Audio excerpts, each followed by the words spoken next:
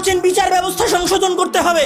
বিচার ব্যবস্থায় যে জজ আর উকিলেরা বসে আছে, সব তো চোর, বাটপার, মিথ্যুকেরা বসে আছে, কিভাবে সমাধান হবে?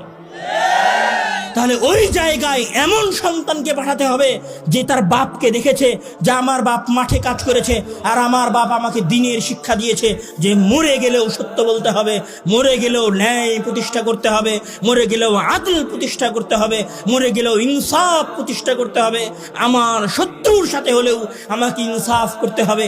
এই রকম বিশ্বাস নিয়ে পড়াশোনা করে সঠিক আকীদা এবং মানহাজ রেখে যেই ছেলে ওই আন্দোলনে যাবে, যেই ছেলে ওই সচিবালয়ে যাবে, যেই ছেলে জজ এবং উকিল হবে, আজ থেকে 25 বছর পরে হলেও বাংলাদেশের ভাগ্যাকাশে নতুন আলো উদিত হবে।